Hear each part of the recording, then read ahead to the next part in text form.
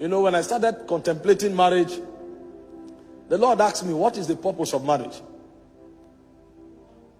And the thoughts of the things that were taught began to run through my mind. You know, we hear things like, marry who you love. It's about happiness. Make sure you are happy. And all of these are very beautiful. But the Lord said to me, he said, does marriage sit on these things? Because you can be happy with somebody that is not going in the direction of your destiny, if you have not found your destiny. Because the things that make men happy are strange. The things that make men happy, they are strange. And God began to give me some secret things that I've never heard preached anywhere. You know, he told me the first purpose of marriage is to give you the privilege to be conformed to the image of God. He said that is why you will not find who you want to marry on the street. You will walk on that person. You will cultivate that person. And while you are cultivating that person, yourself will be cultivated in the process. So you may be looking for a woman that is patient. Meanwhile, her impatience is what will help you to learn temperance and endurance. So when God points at your wife may not have patience. So if you are looking for marriage to be happy, and you think happiness is about patience, you will miss your wife. Because the idea is that you'll be conformed to the image of Christ. Meanwhile, the endurance that you don't have is a patience that will teach you that endurance. So God will deliberately allow you to marry her, and it may take you 6 years to cultivate endurance. And you will learn it by teaching her. That's a school of the spirit. So he said a higher purpose of marriage is for you to be conformed to the image of God. So that happiness will be captured in fulfillment, not in excitement. It is when you have cultivated her and the glory in her spirit begins to emanate. That's when you'll be fulfilled. It's in that fulfillment that you'll be happy. And I never saw it anywhere. So I began to, you know, I used to love tall and fair damsels. And my goal of happiness was to find a woman without blemish.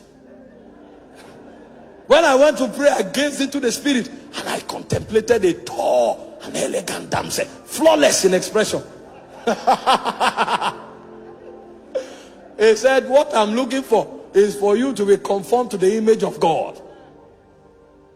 So it changed my paradigm. So when the purpose of a thing is not known, the abuse is inevitable.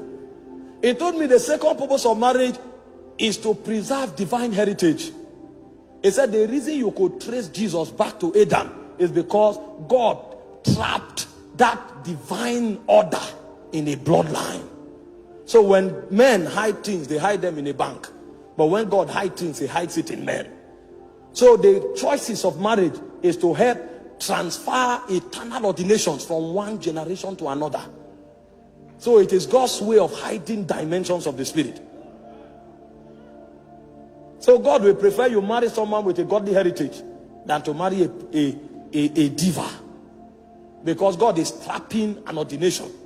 And only in such vessels can eternal ordination be captured. I said, wow.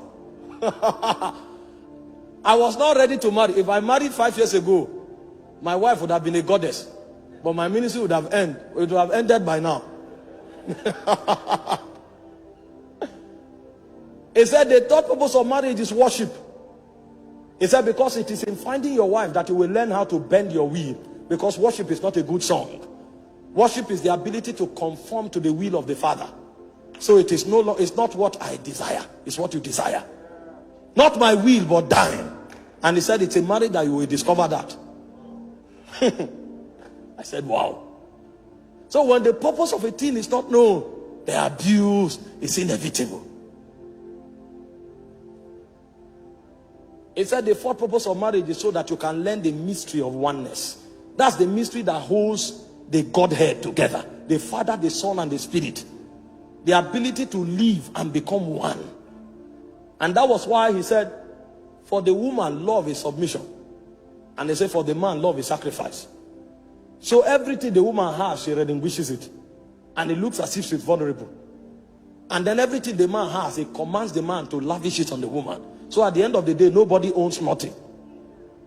And as they grow on that corridor, a point comes, the woman is lost in the man and the man is lost in the woman. So the mystery of divinity can be manifested in their home. So when you step into their family become heaven on earth, because God dwells there. You know, when you come on the altar, you can coordinate yourself. You can't do that with your wife. Your wife knows you. So when you are trying to act wise, they will say, this man is a hypocrite. I know. And when you look at the face of the woman, you can tell who that man is. When oneness is achieved, alignment is achieved. So that man, his communication frequency with his wife will become heightened.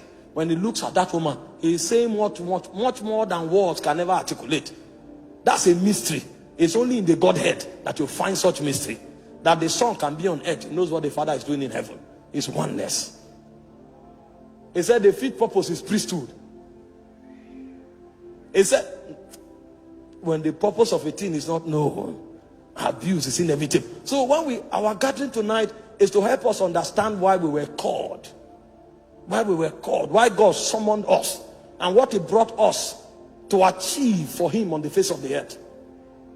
Because God did not call us for the formality of a call. Because if it was about the formality, when you come to church and you are excited, that would have been enough. But there is something God wants to achieve that is deeper than our excitement. Even though our excitement is part of it. Because he gave us emotion.